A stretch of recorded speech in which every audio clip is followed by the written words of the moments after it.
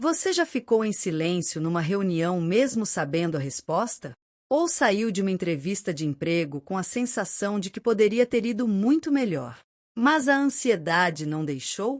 Isso acontece com muita gente. E não tem nada a ver com falta de competência ou conhecimento. O que trava nesses momentos é a ansiedade social, que pode transformar oportunidades em pesadelos. Nesse vídeo eu vou te mostrar como ela se manifesta no ambiente de trabalho e, principalmente, estratégias práticas para lidar melhor com reuniões, entrevistas e até nas conversas do dia a dia. Esse é o 5º vídeo da nossa série sobre ansiedade social. Se você perdeu os anteriores, vou deixar nos cards para você assistir depois. O silêncio que custa caro nas reuniões. Muita gente que sofre com ansiedade social já viveu essa cena. Estar em uma reunião, ouvir uma pergunta ou um debate e ter a resposta na ponta da língua. Mas ficar em silêncio.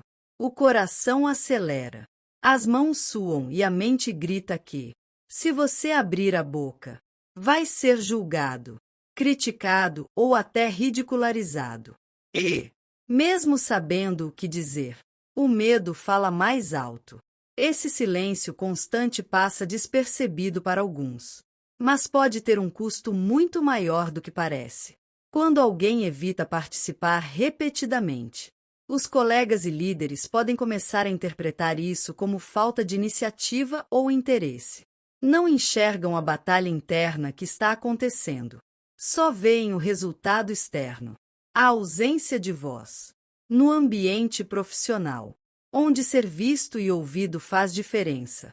Esse padrão pode prejudicar a percepção de competência e até limitar oportunidades de crescimento. O problema não é o conteúdo que você teria a oferecer, mas sim o bloqueio emocional que impede sua contribuição. Outro ponto importante é que esse silêncio alimenta um ciclo negativo. Quanto mais vezes a pessoa deixa de falar, mais cresce a sensação de incapacidade e o medo de não conseguir da próxima vez. É como se cada reunião virasse um campo minado, onde qualquer tentativa de se expressar parece arriscada demais. O resultado é que, ao final, a ansiedade sai vitoriosa, e a pessoa reforça a crença de que melhor não abrir a boca. Isso mina a autoconfiança a cada encontro. Mas existe uma boa notícia. Esse ciclo pode ser quebrado. Uma estratégia prática é começar pequeno, estabelecendo o objetivo de dizer pelo menos uma frase por reunião. Pode ser uma pergunta, um comentário rápido ou até uma concordância com o que já foi dito. Esse passo mínimo, feito de forma consistente, ajuda a treinar o cérebro a entender que falar em público não é uma ameaça tão grande quanto parece. Com o tempo, essas pequenas falas constroem confiança e abrem espaço para contribuições maiores. Entrevistas. O palco do nervosismo. Se existe um momento em que a ansiedade social costuma dar as caras com força total, esse momento é a entrevista de emprego. Só de pensar em estar frente a frente com alguém avaliando sua postura, suas palavras e até sua forma de respirar, o corpo já dispara sinais de alerta. O coração acelera, a boca seca, a voz treme e a mente. Muitas vezes, parece dar um branco justo na hora de responder perguntas importantes. O que deveria ser uma oportunidade vira, na prática, um teste de sobrevivência emocional. O grande problema é que, mesmo quando a pessoa está bem preparada tecnicamente, a ansiedade pode distorcer toda a performance. Respostas decoradas soam forçadas. Frases simples saem embaralhadas. E o candidato pode parecer inseguro ou pouco convincente. Isso não significa falta de competência, mas sim que a ansiedade roubou a naturalidade e a clareza de pensamento. O peso do julgamento imaginário muitas vezes é mais forte do que a situação real em si. Esse processo gera um círculo vicioso difícil de quebrar. A cada entrevista em que o nervosismo domina, a pessoa sai com a sensação de fracasso, carregando ainda mais medo para a próxima. Assim, O simples ato de ser chamado para uma nova entrevista já ativa uma carga enorme de antecipação negativa. Vai acontecer de novo. Eu vou travar. Esse medo reforça a ansiedade, que por sua vez reforça o bloqueio. E o ciclo continua. Mas existem estratégias que ajudam a amenizar esse impacto. Ensaiar respostas é útil, mas o segredo é praticar em voz alta, sozinho ou com alguém de confiança, para que as palavras fluam naturalmente. Exercícios de respiração antes da entrevista ajudam a acalmar o corpo e reduzir sintomas físicos como tremores ou falta de ar. Outra técnica poderosa é mudar o foco. Em vez de pensar que está sendo julgado, enxergar a entrevista como uma conversa de troca, onde você também avalia a empresa. Essa mudança de perspectiva diminui a pressão e traz mais leveza ao momento. Pequenas interações que também geram pressão. Quando pensamos em ansiedade social no trabalho, a mente logo vai para grandes situações, reuniões importantes ou entrevistas decisivas. Mas, para quem sofre com esse problema, até as interações mais simples podem parecer montanhas difíceis de escalar.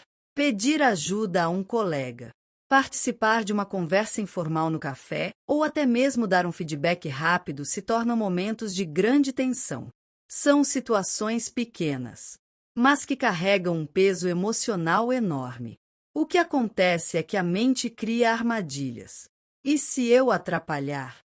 E se acharem que minha pergunta é boba? E se minha opinião não for bem recebida? Essa avalanche de pensamentos alimenta o medo de se expor, mesmo em momentos onde não há nenhum risco real. Assim, o que para a maioria das pessoas é uma interação rotineira, para quem enfrenta ansiedade social pode ser motivo de desconforto intenso e até de evitação. Com o tempo, esse padrão pode afetar relacionamentos profissionais e limitar o networking. A falta de participação em conversas informais faz com que a pessoa seja vista como distante ou pouco acessível, quando, na verdade, o que existe é medo de rejeição. Essa barreira impede a construção de vínculos e pode dar a impressão errada sobre a personalidade do profissional, prejudicando inclusive sua imagem no ambiente de trabalho. Para começar a mudar esse cenário, o ideal é praticar pequenas exposições graduais. Por exemplo, iniciar uma conversa com uma saudação rápida, fazer uma pergunta simples sobre o trabalho ou dar uma resposta curta em um bate-papo. Esses passos aparentemente pequenos ajudam a treinar o cérebro a lidar com a interação sem tanto peso. A cada microvitória, a confiança cresce e, aos poucos, essas interações deixam de ser uma fonte de ansiedade e passam a ser oportunidades de conexão. Estratégias práticas para reuniões e entrevistas. Saber que a ansiedade social pode atrapalhar é importante, mas o verdadeiro diferencial está em aprender a lidar com ela de forma prática.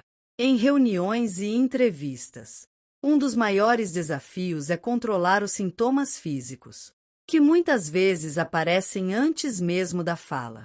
Técnicas simples de respiração, como inspirar profundamente pelo nariz, segurar o ar por alguns segundos e expirar devagar pela boca, ajudam a reduzir a frequência cardíaca e a sensação de falta de ar, trazendo mais calma para o corpo.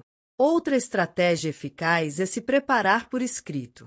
Em reuniões, por exemplo, você pode anotar os pontos principais que gostaria de mencionar. Isso funciona como um guia mental e diminui o medo de dar branco. Já em entrevistas, ter uma lista de exemplos práticos de experiências passadas facilita respostas mais objetivas e mostra confiança. Quanto mais preparado você estiver, menor será a margem para a mente criar cenários de julgamento catastróficos.